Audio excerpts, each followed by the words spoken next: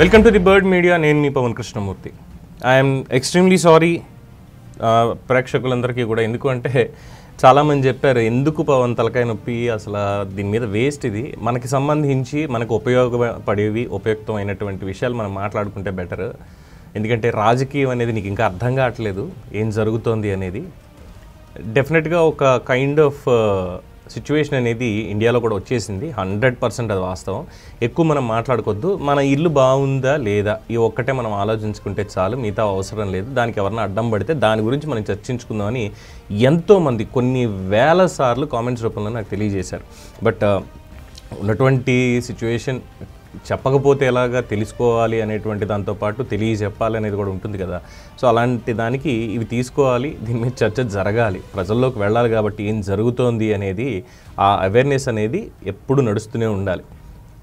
ఎప్పుడు చెప్పుకునే సామెతే, నిజం చెప్పులు వేసుకునే లోపు అబద్ధం ప్రపంచాన్ని 10 సార్లు జుట్టేసి ఇంటికి వచ్చి ఎదురుకుండా నిలబడుతుంది, చూసావా నేను వెళ్ళొచ్చేసాను అని. సో దాన్ని బ్రేక్ చెయ్యాలి అనేటువంటి తపన తప్ప వేరే ఏం లేదండి.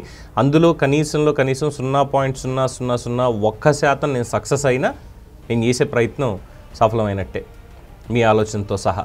ఎందుకు ఈ మాట అనాల్సి వస్తుంది అంటే, వ్యవస్థల్ని మనం తప్పుపట్టం, వ్యవస్థల్ని తప్పు పట్టకూడదు. As per the rules and regulations, Indian constitution ప్రకారం, మనకున్నటువంటి చట్టాల ప్రకారం వ్యవస్థలని మనం తప్పు పట్టకూడదు. అట్ ద సేమ్ టైం వ్యవస్థలకి ఉద్దేశాలు ఆపాదించకూడదు. కానీ అన్ఫార్చునేట్గా గత 12 ఏళ్ల నుంచి సెంట్రల్ బ్యూరో ఆఫ్ ఇన్వెస్టిగేషన్తో పాటు central bureau of investigation courts ఏవైతే ఉన్నాయో వాటిని కూడా తప్పు పట్టాలా అన్నటువంటి చర్చ జరుగుతోంది. అందులో భాగంగానే ఇప్పుడు ఈ అంశం కూడా వచ్చింది.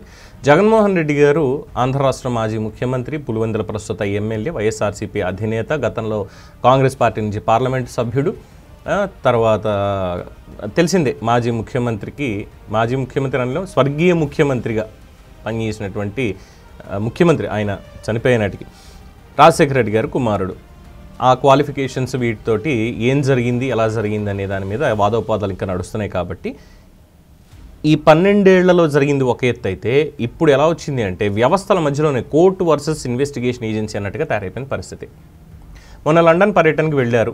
రూల్స్ అండ్ రెగ్యులేషన్స్ ప్రకారమే పర్మిషన్స్ సిబిఐ కోర్టు వారు ఇవ్వడం జరిగింది.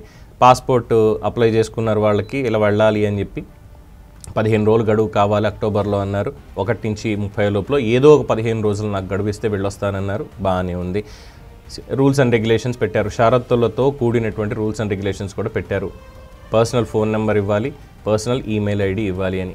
ఫోన్ నెంబర్ రాంగ్ నెంబర్ ఇచ్చారు అని చెప్పి రద్దు చేయాలి పర్యటన దీన్ని అని చెప్పి సిబిఐ వారు పిటిషన్ వేశారు. ఇంతలోగానే జగన్మోహన్ రెడ్డి గారు, అదే మన కందుకూరు ఘటన జరిగింది కదా, ఆ కందుకూరు కుల ఘటన కింద మార్చబడినటువంటిది ఏదైతే ఉందో దాని ప్రకారం వచ్చేసారన్నటువంటి ఊహాగానాలు వినిపించాయి. సరే వచ్చారు, అంతా అయిపోయింది, ఏదో రివ్యూ మీటింగ్ పెట్టారు, బెంగళూరు వెళ్ళిపోయారు, అంతా అయింది. బట్ ఆ రాంగ్ నెంబర్ ఇచ్చారు అన్నటువంటి కేసుని సిబిఐ కోర్టు డిస్మిస్ చేసింది. ఎందుకు డిస్మిస్ చేసింది అంటే, ఆయన వచ్చేసారు కదా, వచ్చేసిన తర్వాత ఇంకా షరతులు ఉల్లంఘించడం ఏముంది అనేటువంటిది సిబిఐ కోర్టు వారు, గౌరవ కోర్టు వారు చెప్పినటువంటి అంశం. సిబిఐ వారు వాదించారు, అయ్యా మేము ఇచ్చినటువంటి రూల్స్ అండ్ రెగ్యులేషన్స్ పాటించాలి కదా, మరి పాటించకుండా వెళ్ళారు అన్నప్పుడు మరి దానికి సంబంధించి చర్యలు కూడా ఉండాలి కదా. అంటే ఇందులో ఇంకా చర్యలు ఏముంది, విదేశీ పర్యటనలో ఉన్నప్పుడు అయ్యారు, మీరు పిటిషన్ వేసే టైంకి రిటర్న్ అయిపోయారు, వచ్చేసారు, వచ్చిన తర్వాత ఇంక ఇందులో డిస్కస్ చేయడానికి ఏముంది అని గౌరవ కోర్టు వారు చెప్పినటువంటిది. అయితే ఇక్కడ ఇంకోటి ఉంది.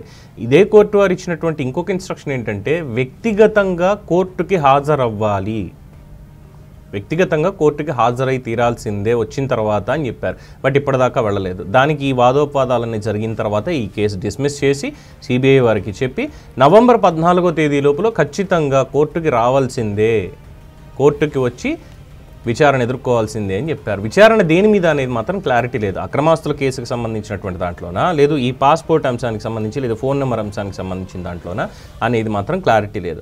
సో ఇక్కడ సిబిఐది తప్పు అనాలా, సిబిఐ కోర్టు వారిది తప్పు అనాలా? ఎవరిదైనా తప్పు అన్నాము అంటే మాత్రం మనకి ముప్పు వచ్చినట్టే. తప్పు అనకూడదు, తప్పు జరుగుతోందేమో చూసుకోండి అని మాత్రమే మనం మాట్లాడాలి తప్ప తప్పు అని అనకూడదు ఇక్కడ. అప్పుడు వ్యవస్థకి ఉద్దేశాలు ఆపాదించినట్టు అయిపోతుంది. ఇప్పుడు ఏమైంది పరిస్థితి, వెళ్ళారు, వచ్చారు, ఆ పర్యటన మొత్తం రహస్యంగానే మిగిలిపోయింది. ఆయన అడిగితే ఆయన చెప్పాల్సినటువంటి అవసరం లేదు, నా వ్యక్తిగత గోప్యత, నా భద్రతకు సంబంధించి నేను చెప్పను అంటారు. Which he has completely right on that.